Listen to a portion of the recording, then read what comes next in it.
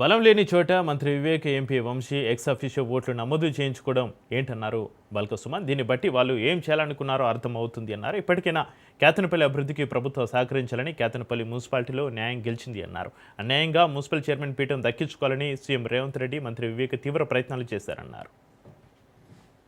దేవునికే తెలియాలి, ప్రజలు మాత్రం విపరీతమైన కోపం కొద్దున్నారు.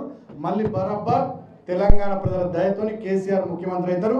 దాని తర్వాత 2 ఏళ్ల తర్వాత ఇంకా మా వాళ్ళు ఇంకో 3 ఏళ్ల పీరియడ్ ఉంటుంది కదా, వీళ్ళు 2 ఏళ్లలో ఏమైనా నిధులు ఇస్తే సంతోషం, లేకపోతే బ్రహ్మాండంగా మా కేసీఆర్ గారే కేతనపల్లి మున్సిపాలిటీకి అవసరం 300 కోట్ల నిధులు నేను తీసుకొస్తాను. రేపు మా గవర్నమెంట్ వచ్చిన బ్రహ్మాండంగా అభివృద్ధి చేసుకుంటాం. మా పొత్తు కొనసాగుతుంది.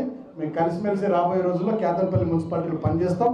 సింగరేణి ప్రాంతంలో మాత్రం మేము ప్రభుత్వం మీద, సింగరేణి సమస్యల మీద కార్మికుల పక్షాన ఫైట్ చేయాలనేది నా కోరిక.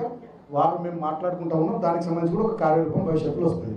గ్రామ పంచాయతీలకు మొన్న ఈజీఎస్ నిధులు వచ్చినాయి. మార్చి నెలలో జిల్లా కలెక్టర్లు, జిల్లా అధికారులు ఎంత దుర్మార్గులు అంటే బీఆర్ఎస్ పార్టీ సర్పంచులు ఉన్నటువంటి గ్రామాల్లో నిధులు పెట్టలేదు. మా మందమరి మండలంలో కానీ, చెన్నూరు మండలంలో కానీ, కోటపల్లి మండలంలో కానీ కొంతమంది సర్పంచులకు అధికారులు డైరెక్ట్గా, పోలీసు వాళ్ళు డైరెక్ట్గా పోరాదూరి వాళ్ళకి పోతే అంతే నిధులు సిగ్గుండాలి. మరి నేను అధికారులను కూడా నాకు బాధ అనిపిస్తుంది. జాయిన్ గా రాదు పార్టీలో, కాంగ్రెస్ పార్టీలో ఎవడొద్దంటు మిమ్మల్ని జిల్లా కలెక్టర్ని ఎవడాపిండు, ఈ జిల్లా డీసీపీని ఎవడాపిండు, ఈ డిఆర్డిఓని ఎవడాపిండు, ఇక్కడ ఉండే ఎంఆర్ఓని ఎవడాపిండు. ఆ పిల్లని కూడా పోయి జాయిన్ గా మరి రాదు కాంగ్రెస్ ఎవడొద్దంటుండు. ఊరికేంది చేయమని చేస్తే రాజకీయం బరాబర్ చేయాలి, ఫైట్ చేస్తే బరాబర్ చేయాలి. గంతేగాని ఈ ముసుగులో గుద్దులాట ఏంది? రాష్ట్ర వ్యాప్తంగా ఉండేటటువంటి అన్ని మున్సిపాలిటీలు కూడా రాష్ట్ర ప్రభుత్వం సమాన దృష్టితో చూస్తుంది, నిధులు ఇస్తుందని చెప్పి మేము అనుకుంటున్నాం.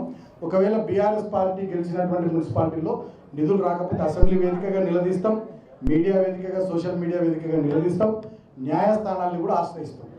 మాకు